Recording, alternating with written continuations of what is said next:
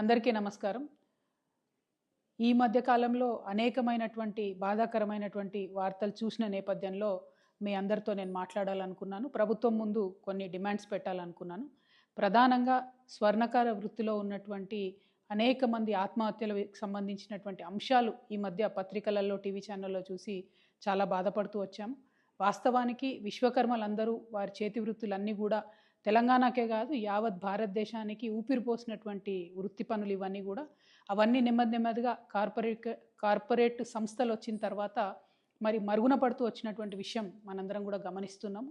కానీ మన భారతదేశంలో బంగారానికి ఉండేటటువంటి ప్రాధాన్యత, నగలకు ఉండేటటువంటి పవిత్రత, వీటితోని స్వర్ణకార వృత్తిలోకి కేవలం స్వర్ణకారులే కాకుండా గౌడ్స్ కావచ్చు, వైశ్యాస్ కావచ్చు, అనేకమైన ఇతరులు కూడా వచ్చి చాలా చోట్ల బంగారు షాపులు పెట్టుకోవడము, నగలకు సంబంధించిన వ్యాపారాలు చేయడాన్ని మనం చూస్తూ వస్తున్నాము.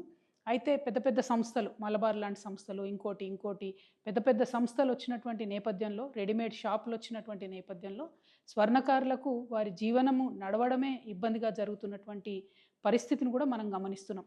అయినా ఒక మహిళగా ఒక మెట్టెలు చేయించాలన్నా, ఒక మంగళసూత్రం చేయించాలన్నా మనం ఇప్పటికి కూడా స్వర్ణకారుల దగ్గరికే పోతాం తప్పితే బంగారం షాపుకి పోయి కొనుక్కోవాలని అనుకోము.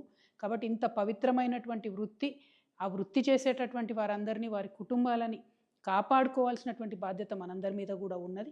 ముందుగా స్వర్ణకారుల మిత్రులందరినీ కూడా నేను కోరుతా ఉన్నాను, ఏ సమస్య కూడా జయించలేనిది కాదు. మనందరం కలిసికట్టుగా ఉండి జయిద్దాం. దానికి సంబంధించి మీరు మనసు బాధపట్టుకోకండి, ఆత్మహత్యలకు మాత్రం మీరు వెళ్ళొద్దండి. సైనైడే ఇవాళ పెరగన్నమయ్యేటటువంటి పరిస్థితి మరి స్వర్ణకారుల విషయంలో జరుగుతున్నది. చాలా బాధాకరంగా ఉన్నది. మీ అందరినీ నేను రిక్వెస్ట్ చేస్తూ ఉన్నాను. నేను ఎంపీగా ఉన్నప్పుడు మా నిజామాబాద్ జిల్లాలో ఈ యాక్ట్ 411 ఏదైతే ఉందో అది పెట్టకుండా దొంగ బంగారం కేసులో ఈ స్వర్ణకార వృత్తులు చేసేటటువంటి వాళ్ళను పోలీసులు ఇబ్బంది పెట్టకుండా నా వంతు ప్రయత్నం నేను ఆనాడు చేయడం జరిగింది. కానీ ఇవాళ ఇది రాష్ట్ర వ్యాప్తంగా చాలా పెద్ద ఎత్తున జరుగుతున్నది. ఈవెన్ ఏపీ, తెలంగాణ 2 రాష్ట్రాల్లో కూడా చాలా పెద్ద ఎత్తున ఈ సమస్య ఉన్నది. ఈ సమస్య పరిష్కారం అయ్యే విధంగా నేను ఇవాళ ఒక ఎమ్మెల్సీగా ఉన్న ఒక బాధ్యతాయుతమైనటువంటి సంస్థ జాగృతి నడుపుతున్నటువంటి వ్యక్తిగా, బీసీ ఉద్యమంలో మరి పోరాటం చేస్తున్నటువంటి ఒక వ్యక్తిగా మీ అందరికీ నేను అండగా ఈ యాక్ట్ 411 సవరించేంత వరకు కూడా పోరాటం చేస్తానని ఈ సందర్భంగా మీ అందరికీ తెలియజేస్తూ ఉన్నాను. మీరు మానసికంగా ధైర్యంగా ఉండండి.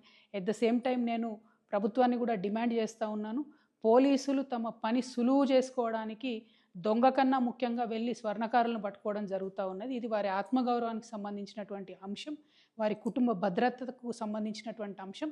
కాబట్టి పోలీసు వాళ్ళు చాలా సున్నితంగా ఈ వ్యవహారాన్ని డీల్ చేయాలని చెప్పి కూడా నేను కోరుతా ఉన్నాను. ఎట్ ద సేమ్ టైం మనం అభివృద్ధి కోసం కూడా చాలా ప్రయత్నం చేయాలి. కాంగ్రెస్ పార్టీ కామారెడ్డి డిక్లరేషన్లో వృత్తి పనిదారులందరికీ కూడా ప్రతి జిల్లా హెడ్ క్వార్టర్లో 5 ఎకరాల స్థలం ఇచ్చి షాపింగ్ మాల్స్ కట్టిస్తామని చెప్పడం జరిగింది. అట్లానే పర్టికులర్లీ స్వర్ణకారులకు సంబంధించి అనేకమైన స్కీమ్స్ ఇస్తామని చెప్పడం జరిగింది. ఆ స్కీమ్స్ అమల్లోకి తీసుకొచ్చినట్టయితే మన స్వర్ణకారుల బిడ్డలు కూడా కార్పొరేట్ సంస్థలకు తీసిపోని విధంగా ధీటుగా మంచి బ్రాండ్స్ని కూడా నిర్మించేటటువంటి సత్తా ఉన్నవాళ్ళు, సెంటిమెంటలీ మాకు మహిళలందరికీ స్వర్ణకారులే కావాలి కాబట్టి స్వర్ణకారులు చేసే వృత్తిలో ప్రభుత్వం తోడ్పాటు అందించాలని చెప్పి ఈ సందర్భంగా నేను డిమాండ్ చేస్తూ ఉన్నాను. ఎట్ ద సేమ్ టైం ఈ యాక్ట్ 411ని ప్రభుత్వం యొక్క తోడ్పాటుని రెండింటిని సాధించే వరకు కూడా నేను మీతో పోరాటం చేస్తానని మీ సోదరిగా మీ అందరికి కూడా మనవి చేస్తున్నాను. స్వర్ణకార మిత్రులందరికీ కూడా నేను ప్రత్యేకంగా మళ్ళీ మీ సోదరిగా మీకు దండం పెట్టి నేను చెప్తా ఉన్నాను, ఎట్టి పరిస్థితుల్లో ఆత్మహత్య అనేటటువంటిది పరిష్కారం కాదు.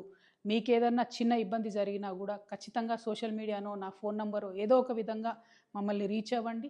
పోలీసుల విషయమైనా ఇంకోటైనా తప్పకుండా మీకు అండగా మేము నిలబడతామని చెప్పి తెలియజేస్తూ ఉన్నాను.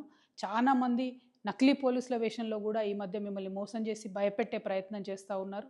అటువంటి ట్రిక్స్కి పడిపోకుండా దయచేసి ఇమీడియట్గా పోలీసులకు కంప్లైంట్ చేయండి, లేదా దగ్గర ఉన్నటువంటి నాయకులను అప్రోచ్ అవ్వండి. అల్టిమేట్గా ముందు మనం బతికుంటేనే పోరాటం చేయగలుగుతాం, ముందు మనం బతికుంటేనే మన బిడ్డలకు మంచి భవిష్యత్తు ఇవ్వగలుగుతాం. కాబట్టి ఆత్మహత్య వైపుగా వెళ్ళవద్దని చెప్పి స్వర్ణకార మిత్రులందరినీ కూడా నేను ప్రార్థన చేస్తాను.